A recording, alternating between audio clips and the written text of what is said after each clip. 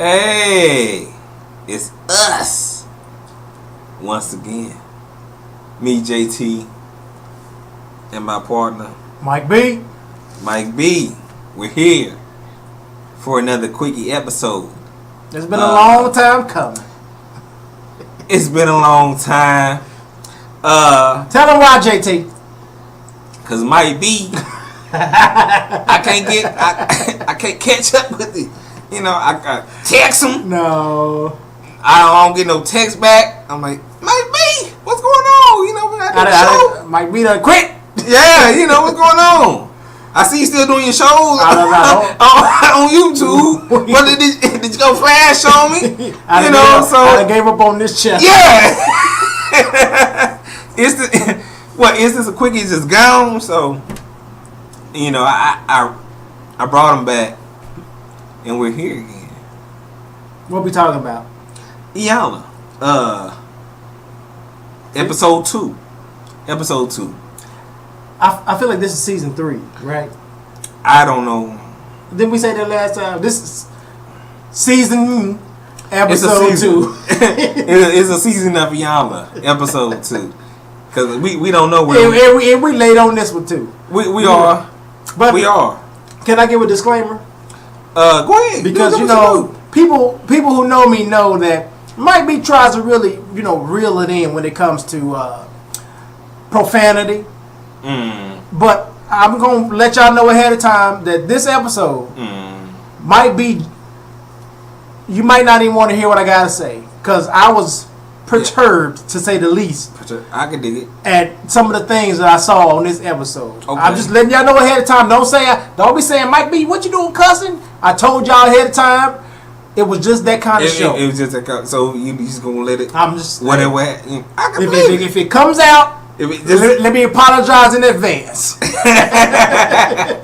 Straight up. Who we talking to today? We talking to a family. It's a house of many people. It's almost a chapter in the Bible, almost. it was so much going on, and that's a lot for these days. It's a lot of people in one house for these days. Back in the day of like my grandparents, that really wasn't a lot. At least you had a farm in the back where some money coming in and somebody working. They just had a house. They just had a 3-bedroom, 15 kids.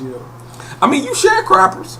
How about a generation before? Okay, there you go. You talking about the back of slave, like maybe one generation removed from slavery is what you talking about. Sharecroppers. Yeah. I'm talking about my grandparents. Oh, okay. They was just there.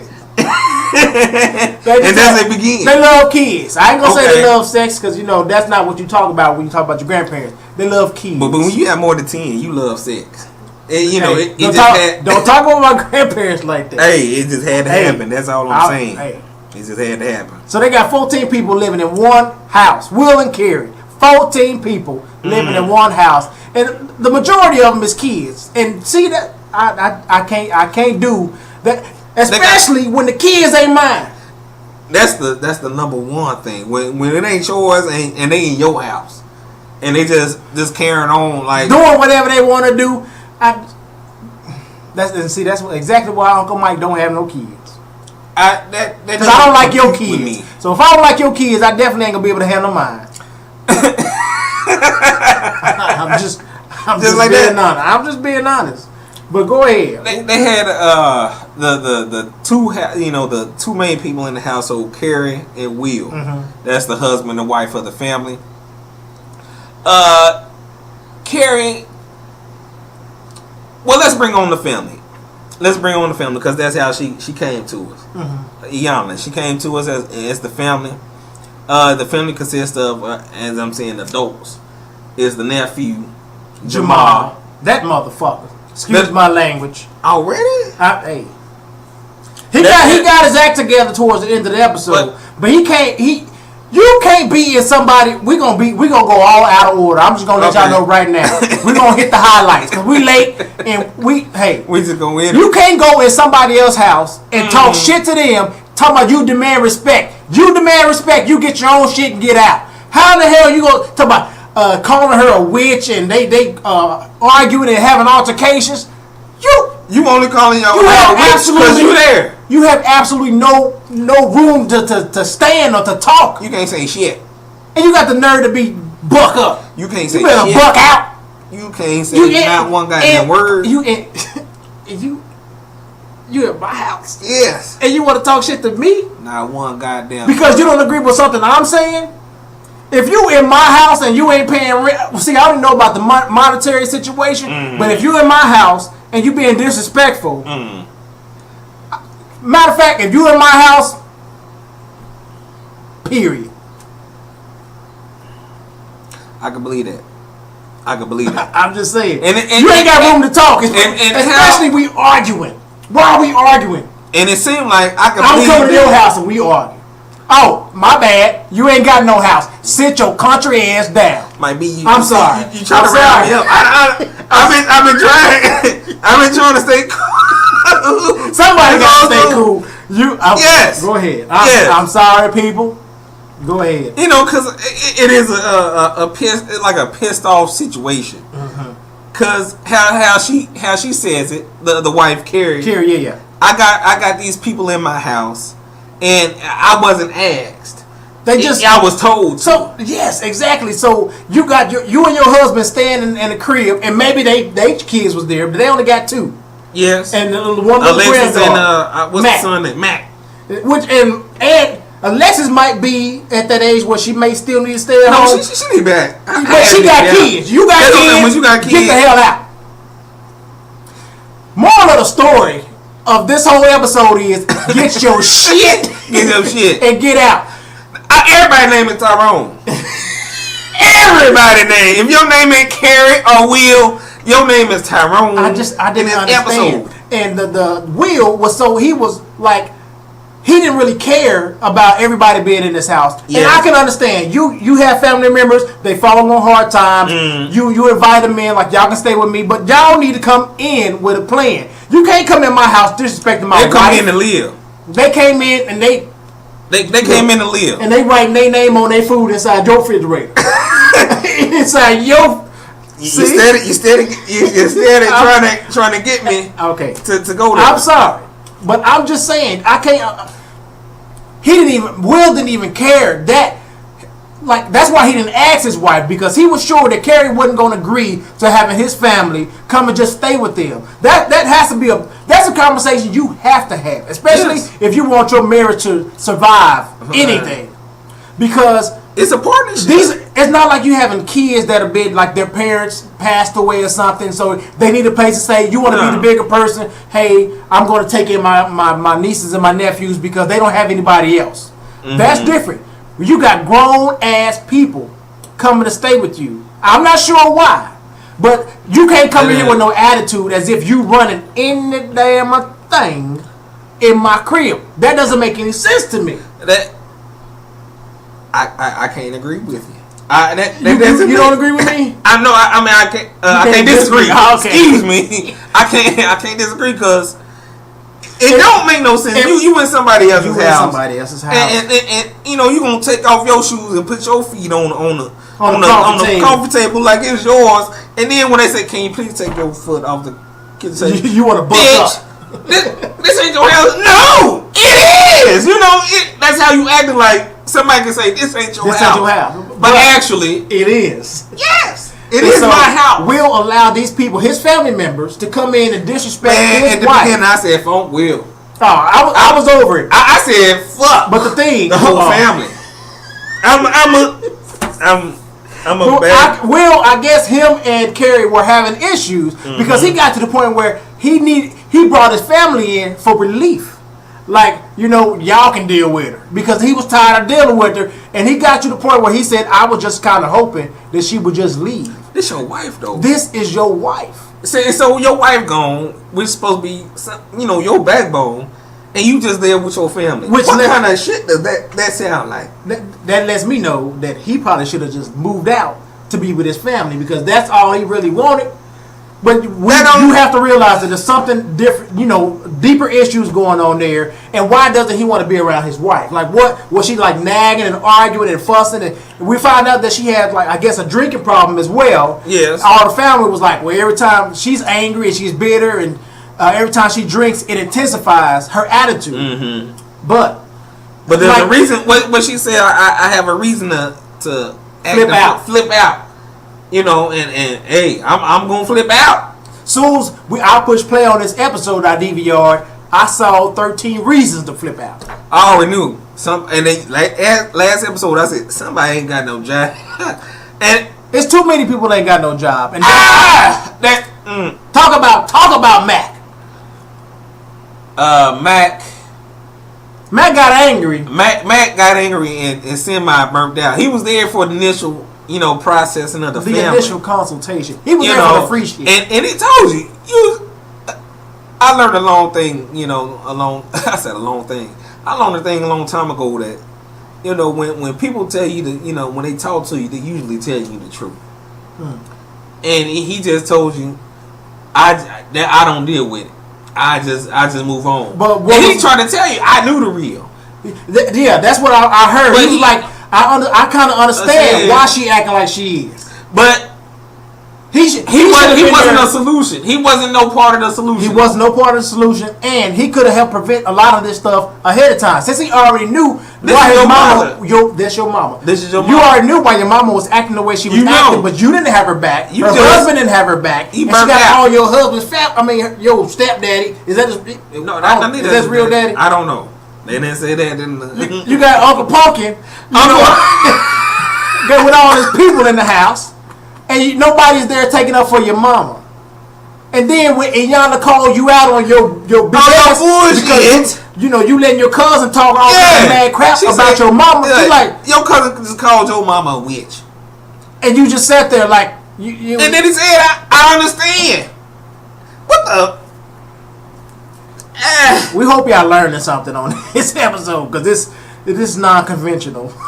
And I think that's why she walked away after she talked to the family and really, when they told the truth about having the baby dying within a week or a week. Yeah, Carrie had a baby for a week and the baby passed away. Or maybe sudden infant death syndrome or something like that. I don't know. What's the word? The baby can't be a week old and then get stillborn.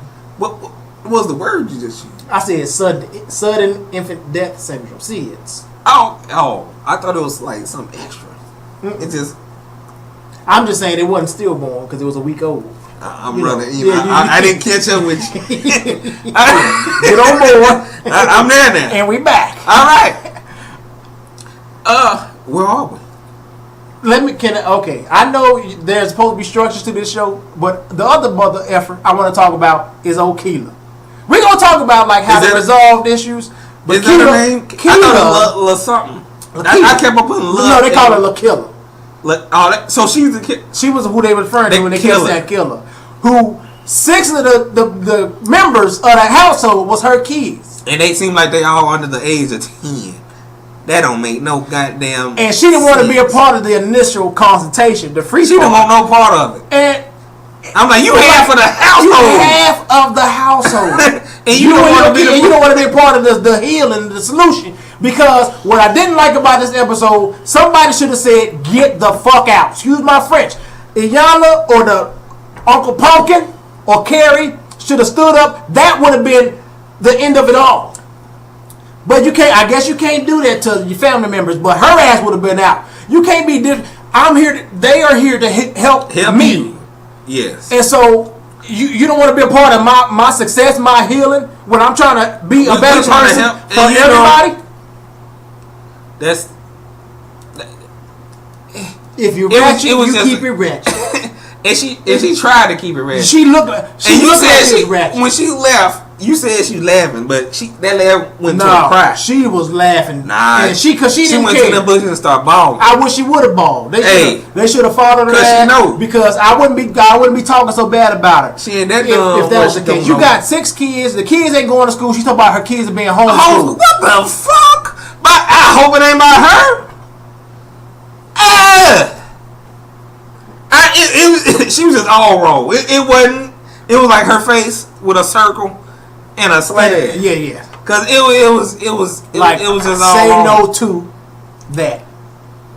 I don't understand, and I hate to be judgmental, but I don't like her attitude. It's the truth, bro. I didn't like her attitude, how she presented herself, and how she was being disrespectful. She's like, I'm not here for this bull crap. I could be doing something else. You probably could be doing something else, bringing another motherfucking kid into somebody else's household. What you need to be doing is taking care of your own business and getting your shit together for your kids so y'all get out.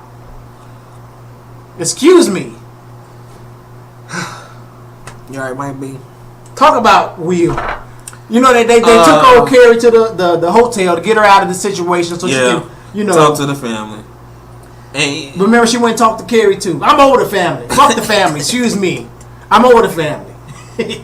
Talk about Carrie. We talking about Carrie and Will. I'm over them family.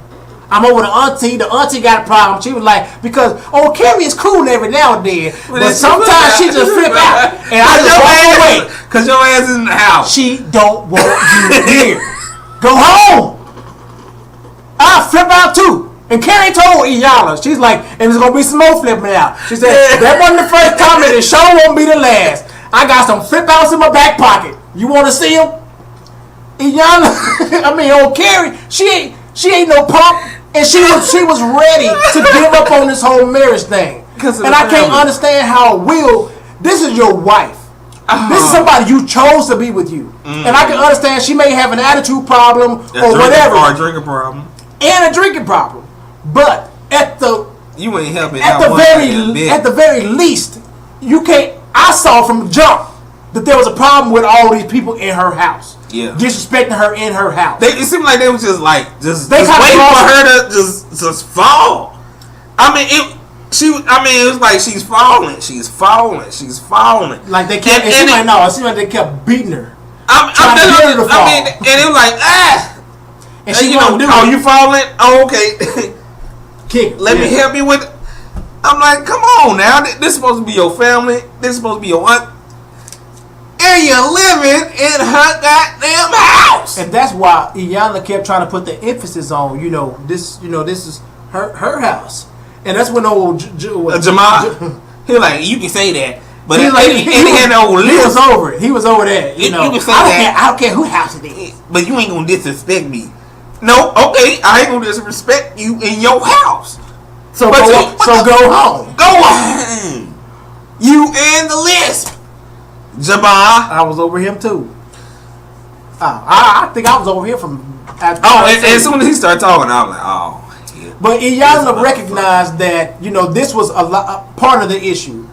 Carrie didn't want to admit that she had a drinking problem. Nope. And Will brought out that she started drinking, or maybe that's when they started to notice her drinking a lot more once she lost that baby. Iyanla said she lost a child, so she can relate to the pain that never goes away. Yeah. That you try to do everything to try to fill that void, but it never. But they didn't. It seemed like they didn't address it. It was they didn't address it. And they knew. It seemed like they knew what the problem was. When it started, the family. They knew. The family didn't. The family didn't care not one iota. When's the last time you heard that? Iota? Yeah. I use that, so I hear it. But it seemed like they just, she walked the plank and jumped off, and they just. She ain't hit the ground yet, and they just watching. And they're just watching the sink. It's just, I'm like, what's going on, people? I could, and again, I can see how she just walked away, and she kind of feeling defeated. I'm saying, like, it's too much pain. It's too much. Yeah. I don't know if I can help these people because you just watching somebody just going to their demise. And it's not only that, you're blaming them. And yes. and you're not helping. You worsening the situation. It ain't like you helping at all. And no matter you in her goddamn house. What? Yeah. I'm with you. I'm sorry. I can say you go out across the street and talk to a tree and don't give a fuck. And I might live by the tree. And I ain't sitting there, I ain't in the house. I ain't in their house talking shit. I just don't get it. That I would have kicked their ass out so long. That I feel like that would have been 50%. No, 100% of the play. If they would have just Iyanla came in and said put their asses out, they did it. Then they would have been able to work the rest out on their own. But let me bring it back to the episode. And we are our rant. We've been ranting this whole episode. She came to the husband, took out a piece of fish. That was a big fish, wasn't it? Yeah, and put it there, and she was like, if you let this sit, the stinking comes from the head. She said it comes from the head all the way down. Oh yeah, all the way down. It starts stinking from up here. And she basically tell him, you letting all of this go on under your house. Under your watch. It starts under, it's him. He the patriarch of the family. She brought it back to him, you dismiss your wife and try to be a patriarch of the family.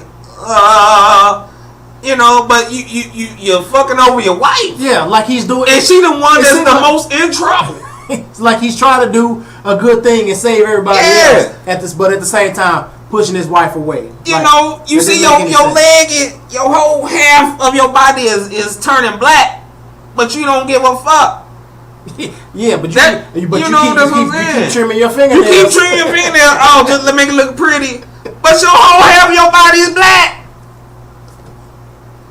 I'm with you, JT. And that's how he came with it. And he got, she, I guess, brought up the fact he felt like she didn't love him or something like that. What was he saying when she was talking to him? But I know one thing. He was like, my wife always says that I'm acting like my daddy, and that pisses him off. Yeah. You get more and more like he's like he reminds me every day. You get more and more like your daddy, and that's the one person that he doesn't want to be like because his father was a womanizer. And his father was also, he didn't feel like his father loved him. Yeah, he said his dad never told him. Yeah. Yeah, And who would have thought that even young boys needed to hear "I love you" from their fathers? Your mother say it most of the time, all the time. Yeah. But who would have thought it was important to also hear from your father? That's the number one. That's the number one from sons and daughters. That's the number one. And it's forgotten, but the father of the head, man. He had a moment. He got emotional.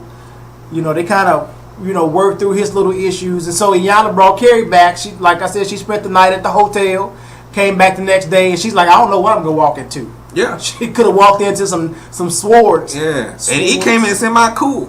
Hey, yeah. Yeah, he tried to make it seem like it was the first date or something like that. What's that? Which I like that because I felt like he was trying to humbled himself a little bit to try and he's trying. He's trying. And they got to talking. And she finally got, I seemed like that hug from him. When after she got emotional, and we could already tell from the beginning of the interview that was the situation. The tears on the verge of his eyes. Both of them was just he was fighting them back. He was greased because with tears. I feel like when you know you wrong and you know somebody finna call you out, there's really nothing you can do about it. You ready to come clean. And then he consoled her while she was crying, and then when Iyanla told him to apologize for being like his daddy, he was trying to fight them words. He didn't want to hear it, and that's when he got real choked up, and the tears started flowing with him. And I just don't understand how. Well, I do understand because it's so easy to not see yourself. Yeah. You see faults in other people, but you don't see the wrong that in your one person you need to be focused on. Your part in the situation. And usually your part in the situation is the reason why you in that situation. Especially for Uncle Pumpkin. Uncle Pumpkin. It was sad, and I was angry and sad all in the same episode. More so angry. And then I got a little happy because after that little moment, then you could see like a new beginning for them. Yeah. Like they were. Yeah. They realized that she realized she can lean on her husband now, or maybe she can. It's starting fresh. He feels like he can lean on her, and then we're a team. We're in this together, and we have to help manage this situation. This bullshit ass situation we got going on in this household with all these people. Yes. And so Iyanla brought everybody back. Well, not even everybody, because Mac was out. He was like, I ain't want to be able to do it. They tried to call him, and he was like, don't give up on your mother. And Max I want to talk to my daddy. When he said that, I'm like, oh, this fucking. He was out. He ain't ready. You know. So the daddy tried to pretty it up. He's like, you can't really read him. I don't know what he gonna do. And we knew he wasn't coming. But Iyanla talked to the adults. So she brought the auntie, the daughter. And then LaKilla and Jamal. And that's when old LaKilla let everybody know that she wasn't part of this. She ain't about this life. I don't even know why I'm here. She ain't about the healing life. I don't know why I'm here, because I can be doing something else. You here because you're a part of this household. Yeah. And this is a household problem, and that everybody's trying to blame on one. Everybody trying to blame one person for the shit that's going on in this household. And it's the one person that has the most trouble.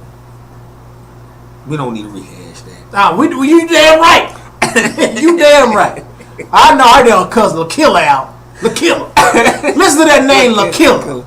I should have told you right there, get your ass out.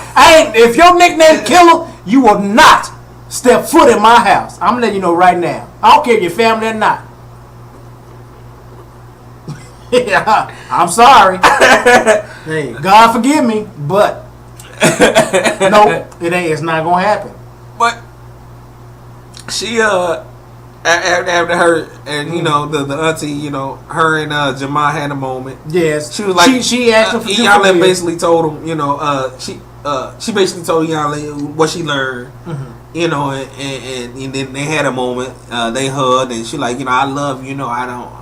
Basically, I don't hate you. You can be a little bitch sometimes, Jamal, but I still love you. You still. And even before she started saying anything, and she hugged him, and it was like genuine. She got emotional, because she knew that she's hurt some people, and this is probably all she's been wanting all along, is somebody to fucking love her. Yeah, she was. To me, she wasn't a bad person at all. She just had some hurts. And people respond to them hurts, and then when people don't care about them hurts, and you're living in her goddamn house, I'm gonna be somewhat forward to you. Didn't she remind you of the mama from Rock? On the look, yeah. Okay, yes. The TV show, yeah, the TV show with old Charles Dust. I can see that. What's name? Charles S. Duck. What's the last name? Charles. This is a whole other show. I'm sorry. I know what it is, but we spend too much. Another thing, they all decided to stop drinking for 30 days. I guess that was good. I hope it wasn't like the holiday time, See? The devil thought he had me. You ain't trying to stop drinking around holiday time. Hold up. I don't think they check the calendar around the problem. Then you need to, It looked like it was hot. It better not be before the 4th of July. I'll make my pledge on July 5th at 12 a.m. All right, devil. It ain't devil. Just, you want to be social. That's why I say, I'm social. I'm a social drinker. Now it might be. Ask him what he got in his cap. What you got in your cap? I don't have no cap. But until then, it was a deep episode. I'm like, I might keep these notes for myself. I seem like I got somewhat healing. I don't know from what, but it seemed like it was a good episode. Mike B, you got something? Once again, people, Uncle Mike apologizes for the language that was used on this here episode. I know of our recap, but that's just how I felt, because I felt like Miss Carrie was being taken advantage of, and she didn't have nobody in that house gave a damn about her feelings, what she was going through, and they all she was their scapegoat, because I'm sure they all got issues as well. Why are you living with somebody else? There's a story. There's a story there, and everyone, you should have recognized that there was a story behind her pain. You didn't want her to tell it, but it's all good. We heard it, and I got your back, Carrie. Let me know when you need me to come down to old Maryland and kick some folk out and drink. The devil thought he had me. That's what he really want to say. I'm gonna have shots. That's all I got.